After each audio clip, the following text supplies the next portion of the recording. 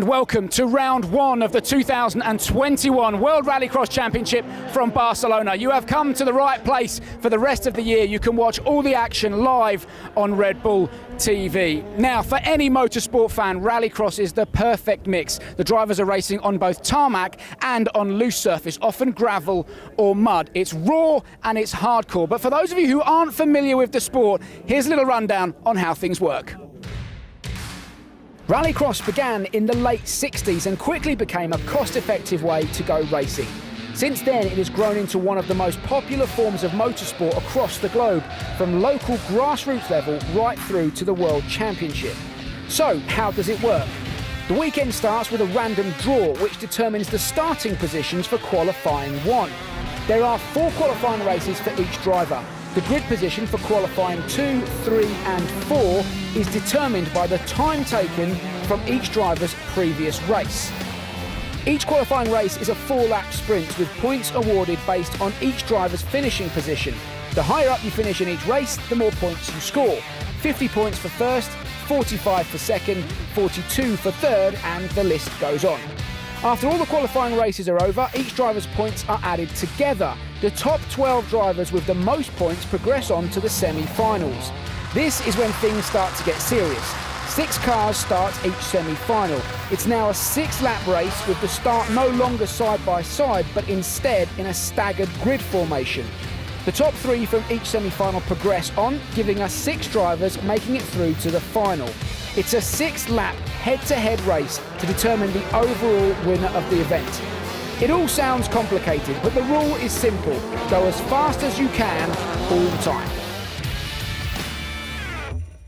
So there you go, a little bit of background information on how Rallycross works. Now, I'm joined by 2 times RX2 champion Oliver Eriksson. Listen, Oliver, it's finally great to get the championship underway. It's been a long time coming, hasn't it? And Barcelona's a great place to do it. Yeah, for sure. You know, kicking off the calendar with Barcelona is always fun.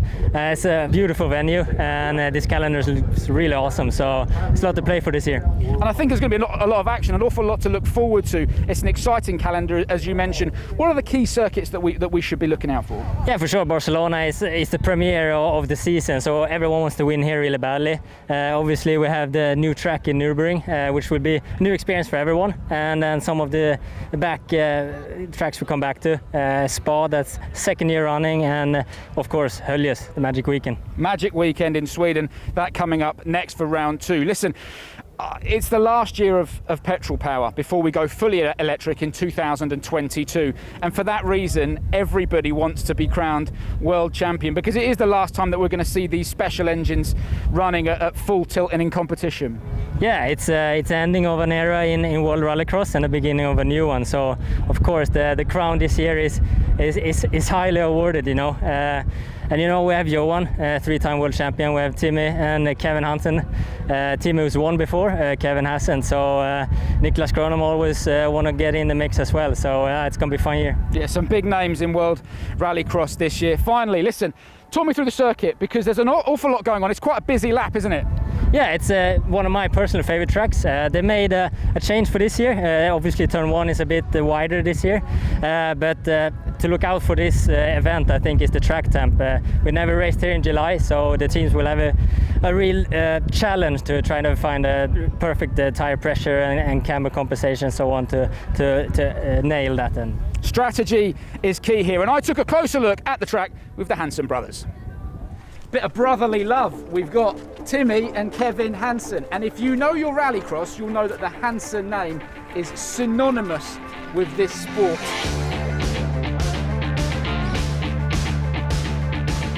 So fellas, here we are, Barcelona. Have a little track walk. I know this is important to you, so thanks very much for letting us join you on it. The first thing we've got to talk about is this is completely new from last year, coming into turn 1. It's not as sharp as it was. Yeah, brand new turn 1. It was very tight last year and we saw a lot of accidents. Now they opened up the corner, and I think it's possible now to send it around the outside, making, you know, a mega move that we see sometimes. Really good turn 1. I think it opens up for the outside guys, and also the inside also has some dominance and to play around, some mental games, you know. Tell you what, we've left the tarmac and we've come onto this surface change. It's not mud, it's not gravel, it's like a weird hybrid of the two, isn't it? Something in between. It's so greasy. It's incredibly slippery when it is like this. And it hasn't rained, so they've put water on the track to try to avoid the dust. Normally what they do after a day, they put the water on to prepare for the next day. So then the next day, after a full day of cleaning, we're back to zero. And you don't know how the track will evolve that day. So it's always different. And the watering guy has such a big responsibility for the action and how the track will be for us. Listen, I can see a jump up there. Let's go there. That's what the fans love, the jumps. 100%. Right, fellas, so we're about the top of this jump here, and you're going to be carrying reasonable speed off there. That's probably going to be relatively flat, I'm guessing. You're going to hit this, and then it's into quite a tight right-hander there. So, would you still be flat coming over the jump and then land and hit the brakes, or Just about flat. Yeah? Not quite. It depends a bit, as you say, on the run out of here. Yeah. How the gravel, if it's high grip, then we can probably stay flat through this chicane. Then I think we have to tap the brake, but you want to jump exactly to where you want to turn into the corner. Sometimes even with a slight rotation.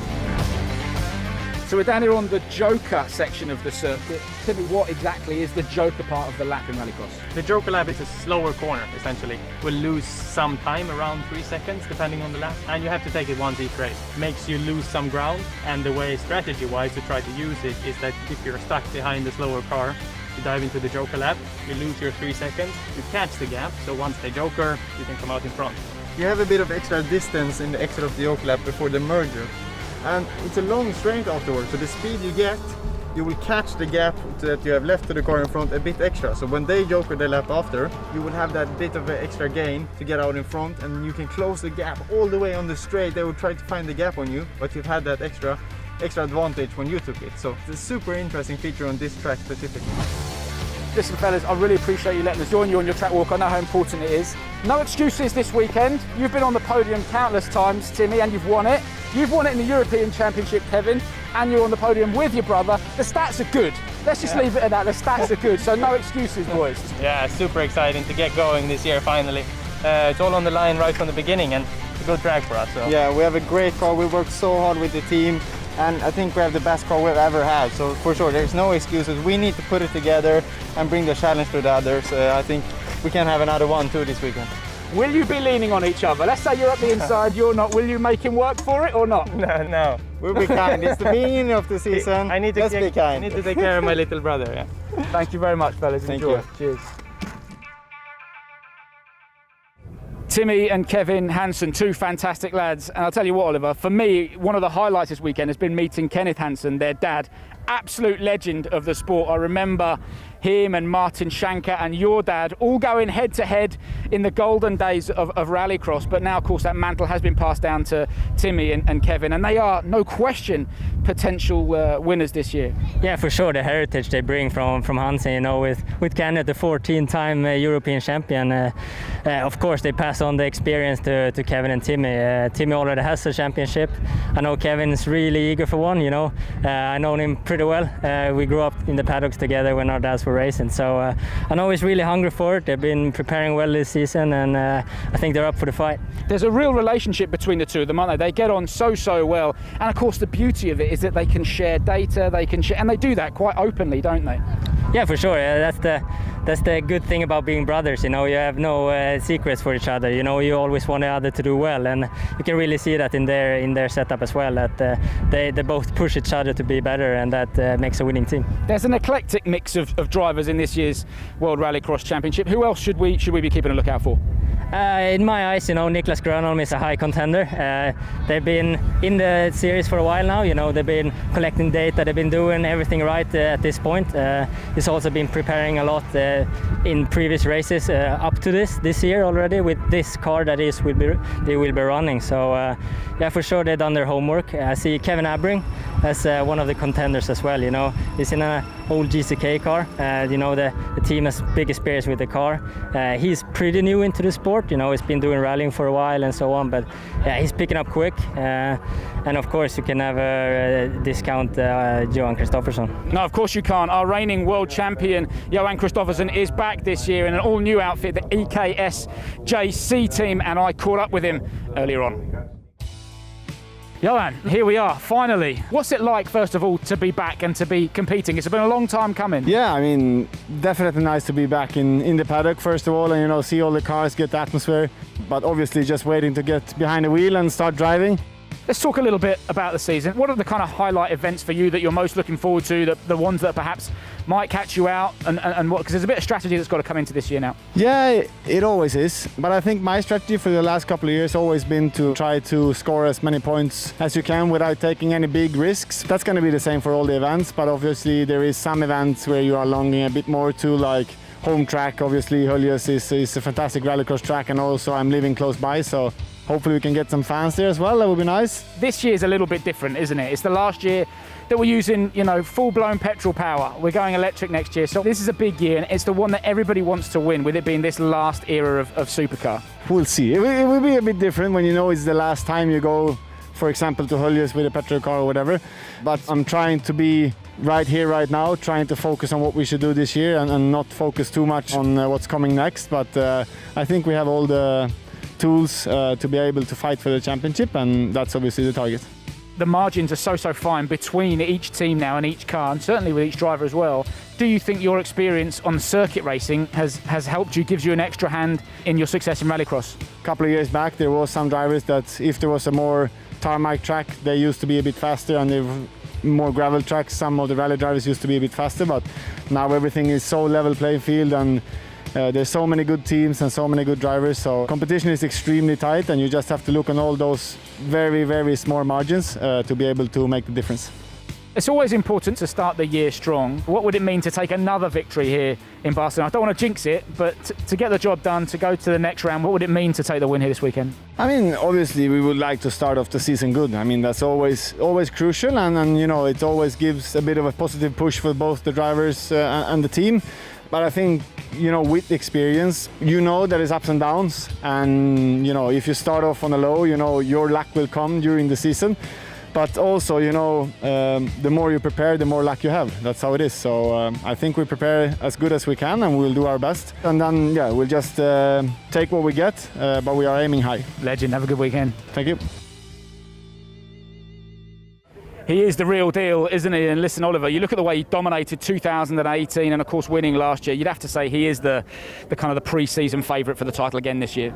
Yeah, for sure. After a season with 11 wins out of 12, you know, it's one of those magic seasons. And yeah, he put himself in that position, you know, had a good car, good package, everything. Obviously, it's a new team for him this year. Hansens have had their thing going for a while, so they maybe have a bit more experience than Johan has with his new fit. So yeah, for sure, be interesting. I mean, that's something that could actually work against Johan, isn't it? Because as you said, you've got to settle into a new team, you're working with new people, and that doesn't happen overnight. It takes a while to get into that groove, and the Hansens haven't got that problem. No, but on the other hand, you know, I know Johan from before. You know, he's done Porsche Carrera Cup, dominated that series as well. So it looks like he gets into whatever he does pretty quickly. So he for sure be a threat there as well. Listen, I don't want to steal too much of your time because I know you've got a job to do, and that job actually is spotting. For those people at home who don't know what a spotter is, tell us what you do and why you do it. Yeah, since I've been an official test driver of the RX2E car, you know, I'm working as a driver's coach and spotter here for the drivers this weekend. So obviously it's your eyes beyond the steering wheel, so to speak. You know, it's your Hawkeye from the view that tells you in your ear whatever happens on track, your joker strategy, whatever you need to do to avoid a crash, for example, and sometimes also where the grip level is the best, so you always know what to anticipate going to the track. It's a crucial job. The other thing I want to say is I'm pleased that you mentioned RX2E, because obviously we are going fully electric next year, and if the RX2E cars are anything to go by, I think next year's cars are going to be super exciting. Yeah, for sure. Everything with electric, in my opinion, is exciting. You know, it's like getting a new smartphone. You know, you find new stuff on it all the time, and options you can do stuff with. So yeah, obviously it's a big transition. For people around the sport, I would say, more than us in it. You know, as a driver, it's still a steering wheel and pedals. So yeah, it's a lot of fun just being part of it and seeing it grow the sport as well. It's exciting. So much to look forward to. But for now, you can probably hear behind us, we're pretty much ready to go for the first of our two semi-finals. We'll cross over now to our live commentary team.